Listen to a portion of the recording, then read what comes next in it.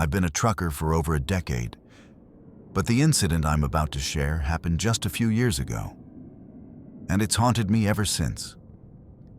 It was 2017, and I was on my usual overnight haul through the Mojave Desert, heading east to Arizona. My load was nothing special. Appliances, the usual fridges and stoves. The desert was darker than I'd ever seen it. The kind of dark where you can't even make out the road ahead. My semi's headlights were dim, something I'd been meaning to fix, but I never thought it would matter on these lonely stretches. Usually it didn't, but this time, with not another car in sight, I could barely see the road lines. The highway stretched endlessly, and fatigue was pressing down on me like a weight. I pushed forward anyway. Stopping for a few hours until daylight wasn't an option. Money was tight. I could make it. I had to. Then, about an hour before dawn, I saw it. A pair of headlights in the distance. At first, I thought it was a car approaching. But as I drew closer, the shape became clear. It wasn't moving. It was just sitting there, in the middle of the road, a red Ford Fusion, hazard lights blinking in the thick desert silence. What threw me off the most? The passenger door was wide open. I slammed on the brakes.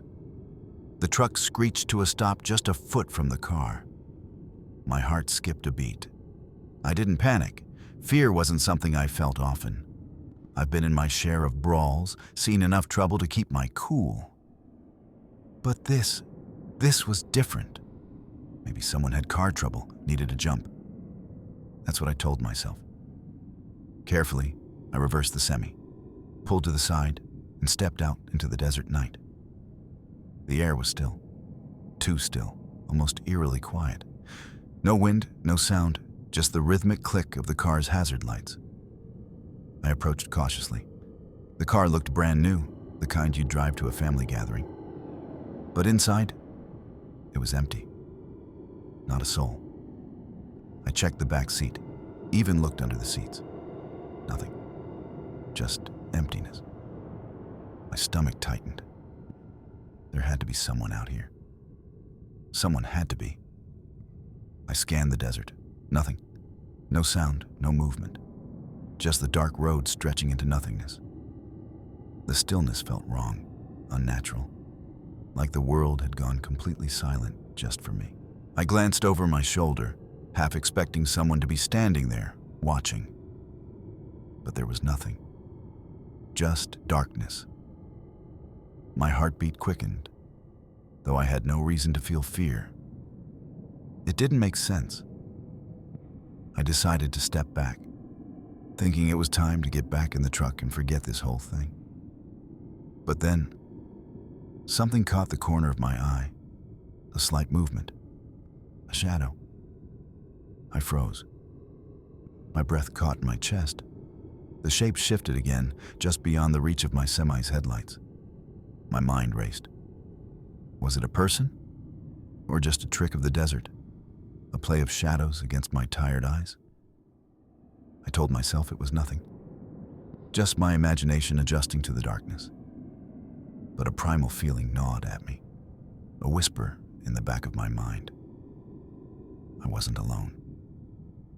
And that thought didn't sit right. I took a careful step forward, boots crunching against the gravel.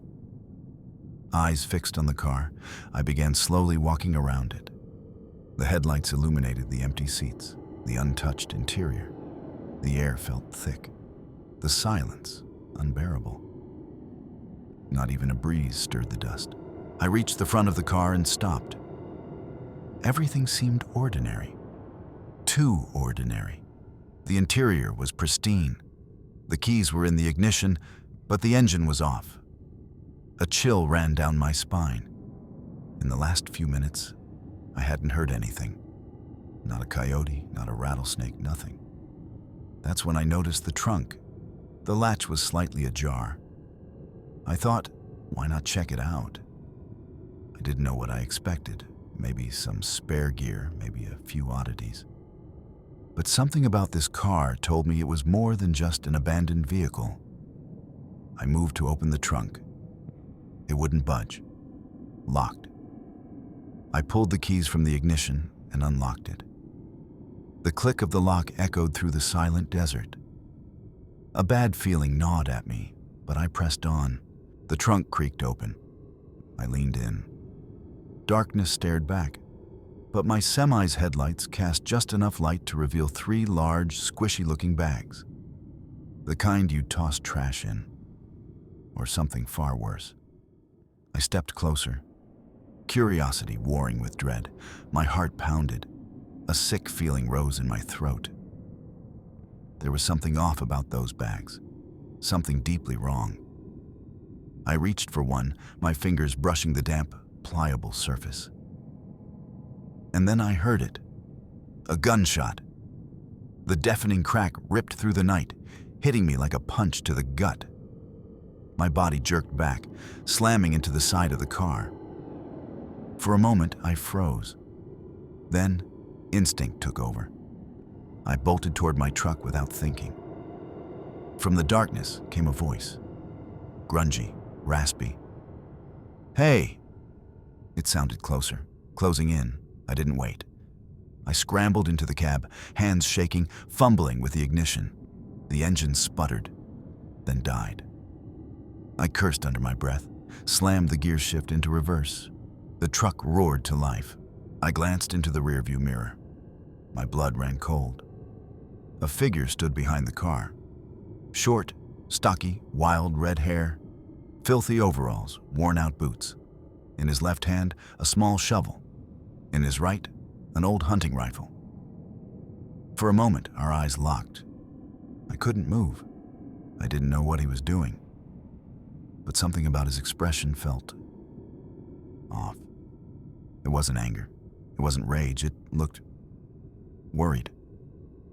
As my truck lurched forward, he dropped the shovel and began waving his arms. His mouth moved, but I couldn't hear a word.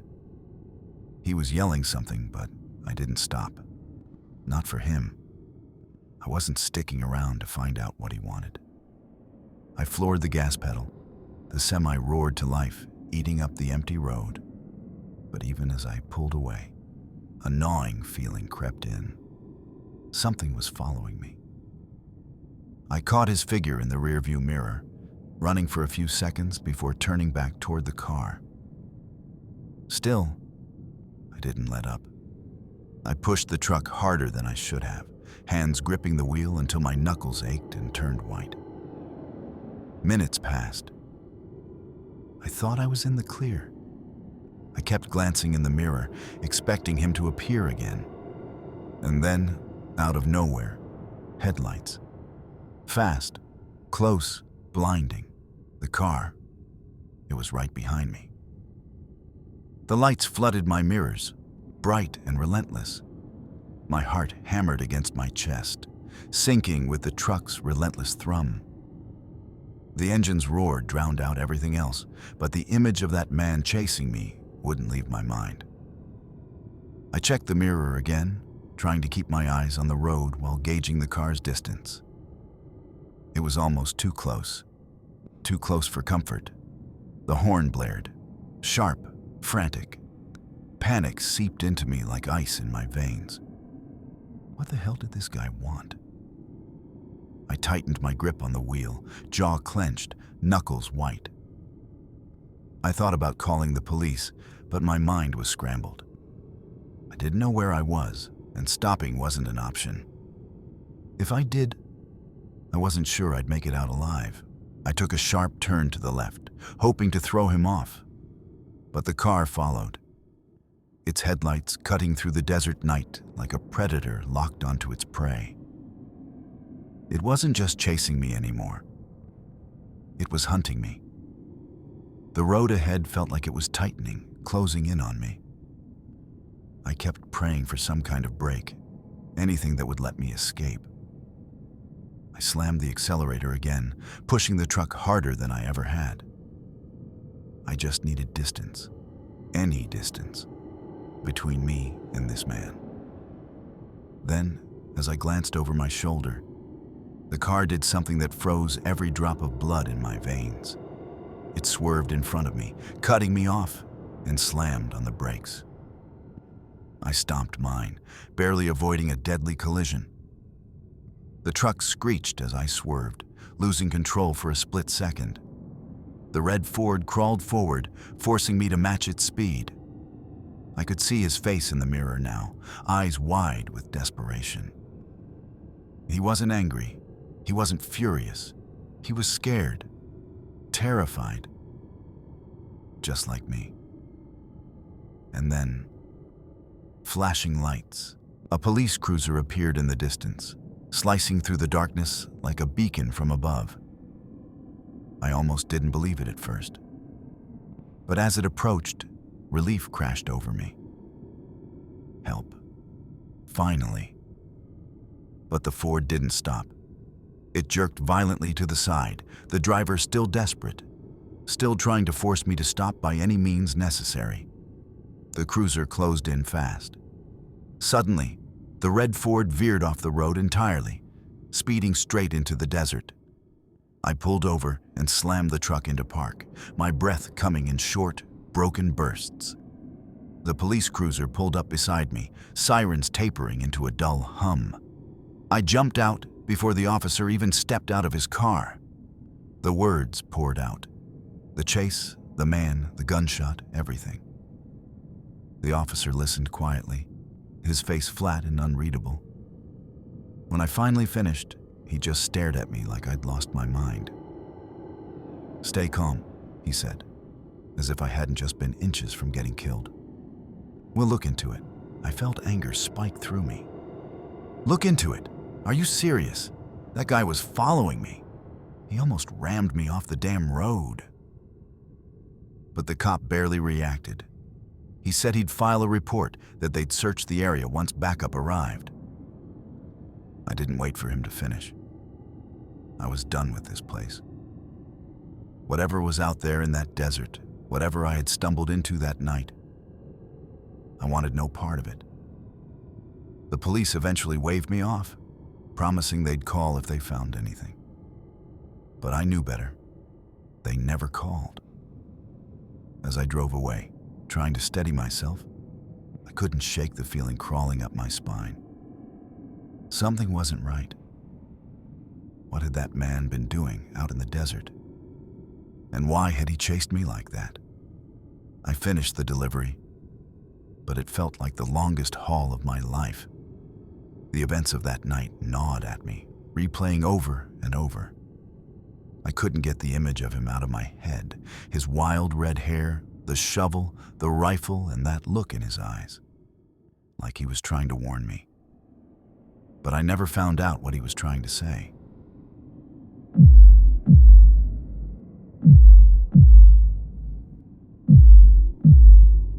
My name is Ryan. I've been a trucker for just over 2 years, and like most of us, the job comes with its fair share of lonely nights. But there's one night that stands out. One I wish I could forget. I had just picked up a load from southern New Jersey and was heading westbound for Lafayette, Indiana. It was a 12-hour haul, but since it was the middle of the night, the roads were practically empty, and I figured I could push through. The silence. It really gets to you when you're alone in the middle of nowhere. Somewhere around the halfway point, my stomach growled. I reached down to the console, expecting to grab a Red Bull to keep me awake. Of course, I had forgotten to restock. Classic mistake. I muttered a curse under my breath. The last thing I wanted was to make a pit stop, but I didn't have a choice. Scanning the road, I spotted a small, dimly lit service stop off to the right. Not a proper truck stop, just a gas station that had been converted into some kind of convenience store. I'd driven this route before, but I didn't recognize this place. Pulling into the lot, a weird feeling settled over me. The place was deserted. No cars, no signs of life. Just the flickering lights from the station itself. Maybe it was one of those spots truckers only used when desperate. I parked and stepped inside. The door creaked as I pushed it open, and the stale, musty air hit me immediately. The shelves were stripped bare. Only a few boxes remained, along with scattered trash on the floor. It felt like stepping into a ghost town. I shook my head. "Great," I muttered. "Guess I'll just have to go without." Just as I turned to leave, a faint light at the back of the store caught my eye. Curiosity got the better of me, and I started walking toward it. The door creaked open slowly as I stepped inside. To my surprise, there was a refrigerator. It was plugged in, its light glowing faintly in the darkness. My heart picked up speed. Maybe I could still find a drink after all. I opened the door. Empty. Not a single can. Not even a bottle of water. The shelves were gone. Nothing but the cold, empty interior staring back at me.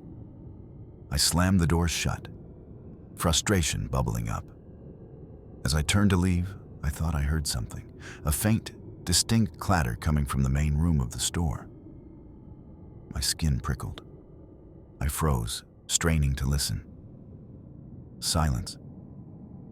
I wasn't about to get caught up in some weird situation, so I decided to leave fast. But as I stepped out of the back room, something made my stomach twist. The door to the main area was now slightly ajar. I could have sworn I'd shut it behind me. I glanced over my shoulder. No one was there. It felt wrong, like unseen eyes were on me. I pushed through the main door and jogged back to my truck. My stomach churned as I looked back at the now open door. I didn't know what was happening, and truthfully, I didn't want to find out. I climbed into the cab, trying to shake the uneasy feeling. The engine hummed to life, its familiar vibration doing little to calm me. My heart thumped in my chest, and a bead of sweat ran down my temple. I tried to reason with myself. Empty stores existed. Ghost towns happened. But it wasn't the refrigerator, empty and stripped bare, that unnerved me. It was that sound. Something heavy, like metal scraping the floor.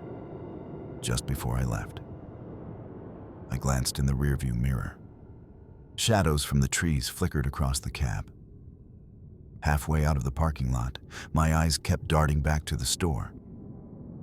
The main door was still ajar, just like before. I took a deep breath, forcing myself to focus on the road ahead. I glanced over my shoulder.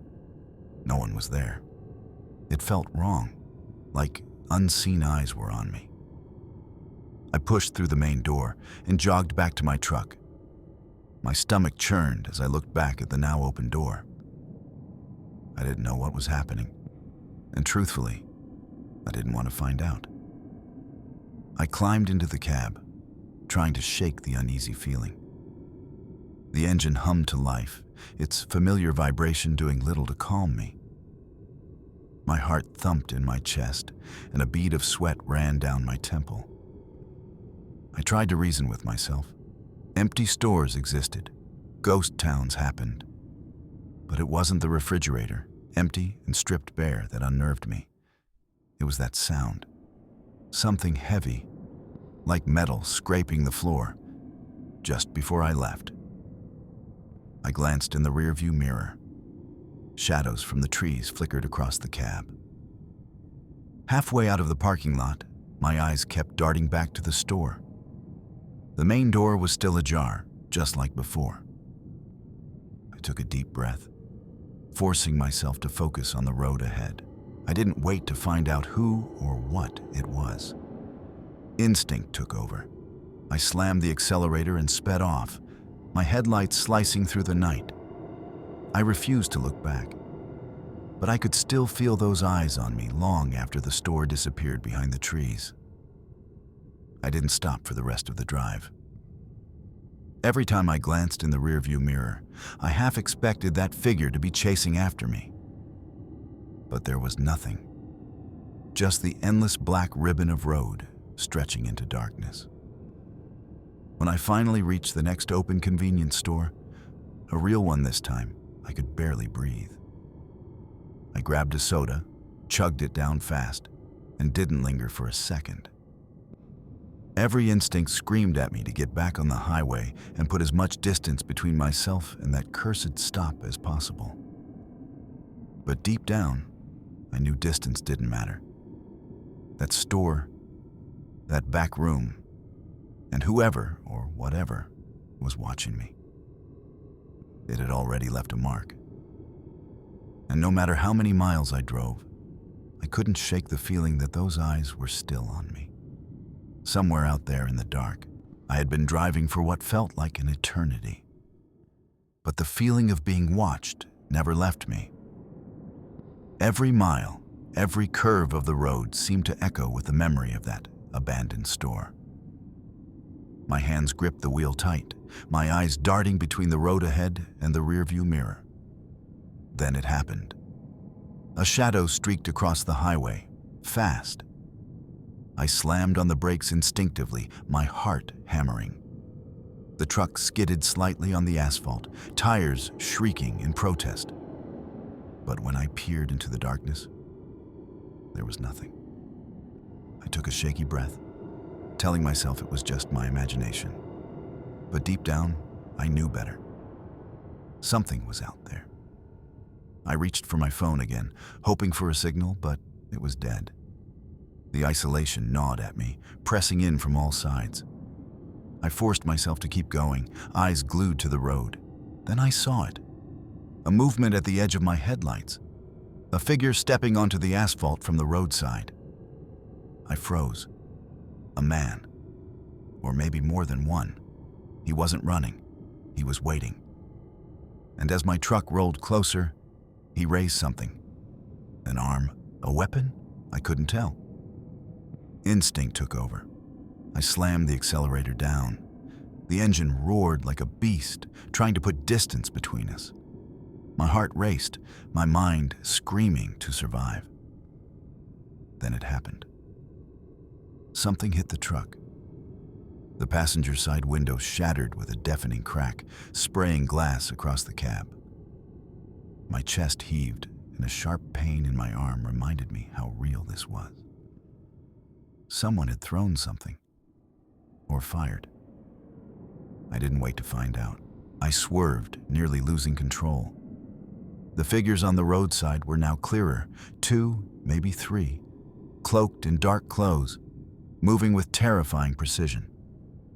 One held a large speaker, another brandished a stick, or maybe a metal pipe. They were trying to stop me. I floored the gas, every muscle tensed as I pushed the truck faster than I ever had. The lights of the nearest town were still miles away, and the darkness behind me seemed endless. Every second was a gamble. Every shadow could hide another attacker. Finally, after what felt like an eternity, the road opened up.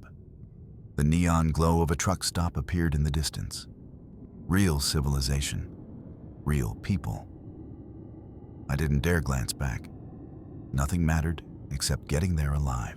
I slammed the truck into park as I pulled into the lot, my body trembling.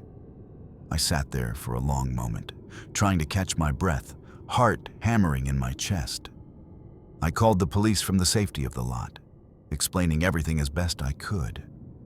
When the officers arrived, they searched the surrounding woods and found nothing. To this day, I have no idea who they were or what they wanted. All I know is that night changed me. The loneliness of the road became heavier. The silence, more suffocating. I still think about that abandoned store, the empty refrigerator, and the shadows that watched me. Sometimes, when I'm driving alone at night, I swear I see movement just beyond the headlights. Every time, my stomach twists. And I remember that night. I learned one thing for sure. Some places aren't meant to be visited, and some shadows are better left alone. My name is Brian. I've been driving trucks for over 15 years, and at this point, it's practically muscle memory. I've pushed through raging snowstorms, crawled through fog so thick it swallowed the road, and survived routes that felt like they shouldn't even exist. But there's one drive that still keeps me up at night. It began like any other night on the road, but it twisted into something I wouldn't wish on my worst enemy. It was the middle of winter, and I was hauling a load of medical supplies across the desert to a hospital in New Mexico. The air was brutally cold, the kind of cold that sinks into your bones and stays there. But I still had hours of driving ahead of me, so I didn't think much of it. The cabin was warm, the engine hummed smoothly beneath me, and everything felt routine. What I remember most was the silence. Not normal nighttime silence. This was deeper, heavier, unnatural. I'm used to the rumble of the tires, faint radio static, the occasional truck stop chatter, something. But on that stretch of highway, nothing. No cars, no lights, no animals wandering onto the road. Just the endless, suffocating quiet of the desert at night. As I passed one lonely mile marker after another, a strange uneasiness started creeping up my spine. It felt like I wasn't alone. Not the usual lone driver on the road feeling. This was different. This felt like eyes were on me, like something out there was watching. But I tried to shake it off. Maybe the isolation was just messing with my head again. My headlights barely cut through the thick darkness ahead. But that wasn't what bothered me. What bothered me was the movement. Quick, subtle flickers of something along the roadside. Not clear enough to make out. Just enough to make my chest tighten each time I saw it. At first, I blamed it on the desert shadows. Wind can shift things just right, making bushes look alive, making rocks seem like they're moving. But the longer I drove, the more certain I became. Something was out there. Something big. And whatever it wasn't a shadow. Then I finally saw it. Clear this time. A figure. Tall, unnaturally thin, wrapped in dark clothing, standing just off the edge of the road. At first glance, I thought it might be a hitchhiker. But there was no car, no broken down vehicle, no sign of anyone else for miles. I hesitated, my foot hovering over the brake pedal, unsure if I should slow down. The figure didn't move. It didn't wave. It just stared. I can't fully explain it, but the sight of that figure sent an icy shiver crawling down my spine. A nauseating dread rose in my chest, squeezing tight. For the first time in my entire career, I felt real fear, raw and unmistakable. My foot lingered on the brake for a moment, stuck between stopping and speeding past whatever that thing was. In the suffocating silence of the desert, every noise felt magnified, the low rumble of the engine, the howl of the cold wind. And then, that unsettling stillness, a stillness so deep it felt alive. I've driven long enough to sense when something's off. And everything about this, every instinct I had, screamed that something was very, very wrong. I tried convincing myself it was just a hitchhiker, just someone stranded. But even as I thought it, I didn't believe it. The figure didn't move, didn't lift a hand, didn't shift even an inch. It stood there like a shadow carved out of the desert itself, lifeless, empty, watching. I eased off the gas, telling myself I'd at least slow down to check if they needed help. But the closer I got, the worse it felt. The figure never reacted. No gesture, no step forward, nothing. And the way it stood, just barely outside the reach of my headlights, sent a cold, crawling dread through every inch of me. When I got close enough to see the outline clearly, something snapped inside me. I slammed my foot back on the gas and floored it, pushing the rig faster than I should have on that stretch of road. But I didn't care. I just needed distance. I needed to get away. But even as I sped off, I caught sight of it in my mirror. The figure wasn't running, but it was following, moving at an impossible speed, gliding across the ground like it wasn't touching it at all. My heart hammered as I flew down the highway. I was halfway through the next mile when the headlights flickered. Just for a split second, but it was enough. Something was messing with my truck. I muttered a curse under my breath and adjusted the controls, but the lights stayed dead. Then, just as suddenly as they went out, they snapped back on, but something else caught my eye. As I glanced to the side, I saw another figure. This one wasn't standing still, it was moving, walking alongside the truck just barely out of view. Its face was swallowed by shadow, but its posture was wrong, twisted, almost weightless. Like it wasn't walking at all, but gliding. It moved in a way no human should ever move.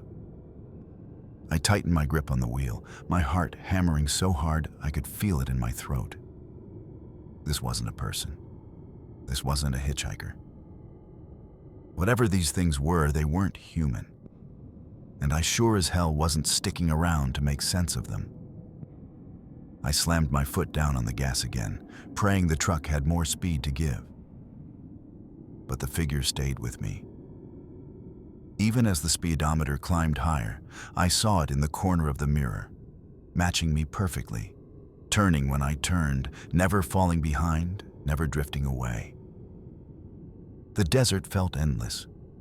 The road stretched forward like some kind of black tunnel with no exit. And every few minutes, I caught more movement, more figures this time, sometimes 2 or 3, always lurking just beyond my line of sight. Always in the shadows, always watching. I knew I should have pulled over. I should have stopped and tried to understand what the hell was happening. But the fear gripping me wouldn't allow it. Something deep inside me, something primal, kept whispering that if I stopped, if I even slowed down, I wasn't making it out alive. Sweat soaked through my shirt. The air inside the cab felt thick like I couldn't breathe. And my hands were locked around the wheel so tight my knuckles felt like they were going to snap. But I didn't dare loosen my grip. If I did, it felt like I'd lose more than control of the truck. I'd lose control of myself. Every time I checked the mirror, there it was. One of the figures waiting just outside the reach of my headlights. Not blocking the road, not approaching, it just lingering. Close enough to make my skin crawl. Close enough to feel its presence pressing in from behind me. Then the wind picked up. It screamed through the vents, rattling the sides of the cab. And somewhere within that roar, beneath the engine, beneath the tires, I thought I heard something else. Voices, whispering. Soft, hollow murmurs tangled in the wind. For a moment, I wondered if I was losing my mind, and then the lights went out. Completely, just like that. I slammed on the brakes, and the truck skidded across the asphalt. My pulse pounded in my ears as I fumbled to restart the engine, but it wouldn't turn over. The headlights were dead. The dashboard flickered weakly, and suddenly the endless desert swallowed me in an oppressive silence. I froze. The hairs on the back of my neck stood on end. The wind screamed around the cab, a jagged, unnatural sound. And then, cutting through the darkness, I heard it. A sound that made my blood run cold. A tapping on the window. At first, it was faint, almost polite, like a whisper. But then it grew louder. Tap, tap, tap, nails rapping against glass. Each strike sent a shiver down my spine, crawling into my bones. I couldn't move. My eyes were locked on the window, and then I heard it. A voice this time. Clear, deliberate, and chilling. "Let us in." It wasn't human. There was something hollow in the tone, empty and unnatural. It didn't feel like it came from the cab. It felt like it came from everywhere at once, wrapping around me, echoing inside my skull. I snapped out of my shock, my hands trembling as I reached for the door handle.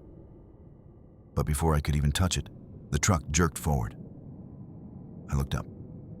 There it was, standing directly in front of the truck. A figure, tall and thin, like the others. But this time, its face was visible. Pale, gaunt, hollow eyes that seemed to pierce straight through me. And the mouth stretched wide in a grin that shouldn't have been possible. It didn't move, didn't blink, didn't breathe. It just stared. I couldn't breathe. And as quickly as that figure appeared, it vanished, slipping back into the desert like it had never been there. A second later, the truck roared to life on its own, the engine growling as if nothing had happened. The lights flickered back on, casting the road in a pale glow.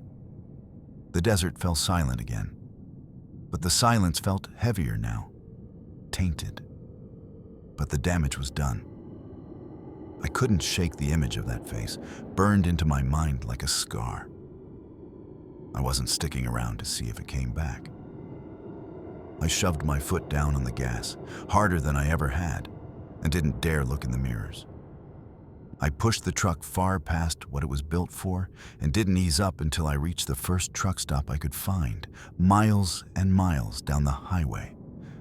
When I finally pulled in, I jumped out of the cab, legs shaking beneath me, heart pounding so fast it hurt.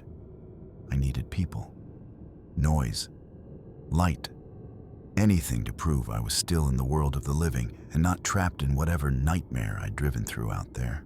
I never told anyone what happened that night. Not a word. And I never drove that stretch of desert again.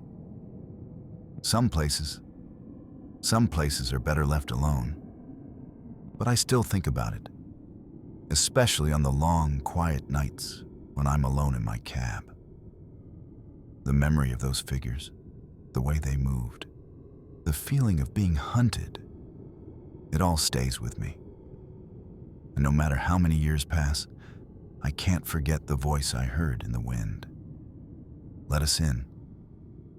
Some things leave marks you never see, but you always feel.